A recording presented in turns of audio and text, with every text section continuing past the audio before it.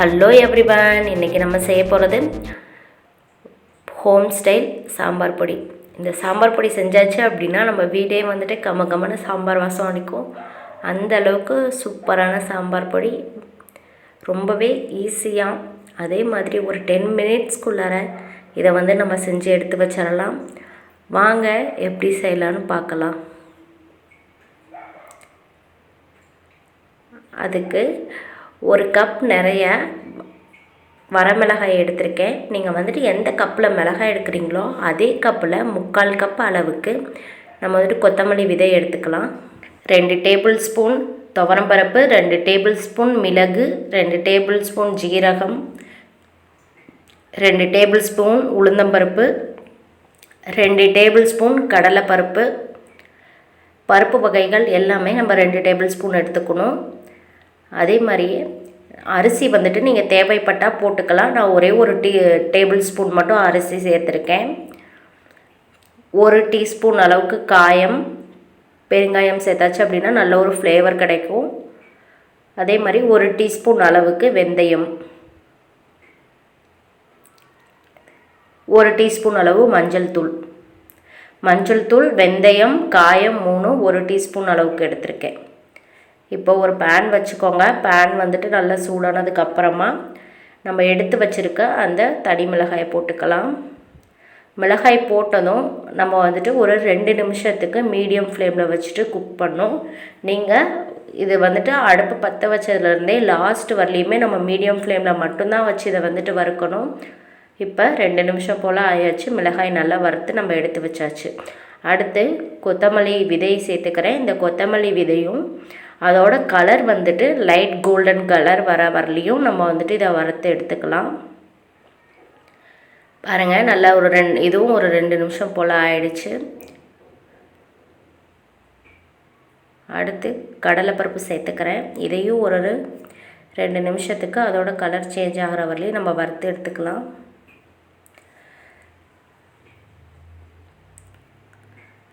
இப்போ துவரம்பருப்பு சேர்த்துக்கலாம். துவரம்பருப்பையும் அதோட கலர் லைட்டாக சேஞ்ச் ஆகிற வரலையும் வறுத்து எடுத்துக்கலாம். ஃபஸ்ட்டு இந்த பருப்பெல்லாம் நம்ம தனித்தனியாக தான் வறுக்கணும். ஒன்றா சேர்த்து வறுத்தாச்சு அப்படின்னா ஒரு பருப்பு சீக்கிரமாகும், இன்னொரு பருப்பு ரொம்ப லேட்டாகவும் வறுப்படும். அதனால் தனித்தனியாக வறுத்து எடுத்துக்கோங்க. உளுந்தையும் லைட் கோல்டன் கலர் வர அளவுக்கு வறுத்து எடுத்தாச்சு. அரிசி சேர்த்துக்கிறேன். அரிசி சீக்கிரமாகவே வறுபட்டுரும். அதனால் அரிசி கூட எடுத்து வச்சுருக்க அந்த வெந்தயத்தையும் சேர்த்துக்கலாம். வெந்தயத்தையும் சேர்த்துட்டு இதோட கலர் நான் லைட்டாக சேஞ்ச் ஆகிட்டு வர அளவுக்கு வறுத்துக்கணும். அரிசி நல்லா நீங்கள் வறுக்கும் போதே பொரிஞ்சு வரும். இப்போ கடைசியாக ஜீரகம், மிளகு ரெண்டையும் ஒன்றா சேர்த்து வறுத்துக்கலாம். ஜீரகம் சேர்த்துட்டு ஒரு நிமிஷத்துக்குள்ளாரையே நம்ம அடுப்பை ஆஃப் பண்ணிடலாம். அந்த பேனில் இருக்க அந்த ஹீட்லேயே ஜீரகம் நல்லா வறுபட்டுரும். இப்போ எல்லாத்தையும் வறுத்தாச்சு. இதை நல்லா ஆற வச்சுருங்க. இதில் சூடே இருக்கக்கூடாது. நம்ம நல்லா ஆற வச்சதுக்கு அப்புறமா தான் மிக்ஸி ஜாரில் சேர்க்கணும். பாருங்கள், நல்லா ஆறிடுச்சு. ஆறினதுக்கு அப்புறமா நான் மிக்ஸி ஜாரில் சேர்த்துக்கிறேன். இது எல்லாத்தையும் பாதி அரைச்சிட்டு வந்ததுக்கு அப்புறமா நம்ம மிச்சம் இருக்கிற மஞ்சள் தூளையும் பெருங்காயத்தையும் இதோடு சேர்த்துக்கலாம். பாருங்கள், பாதி அளவுக்கு அரைச்சாச்சு. அரைச்சதுக்கப்புறம் தான் மிச்சம் இருக்கிற 2 பொருளையும் சேர்த்துக்கிறேன். இதையும் சேர்த்துட்டு நல்லா நம்ம நைஸாக அரைச்சிட்டு வந்துடலாம். இதை அரைச்சதுமே நம்ம டப்பாவில் போட்டு வைக்கக்கூடாது.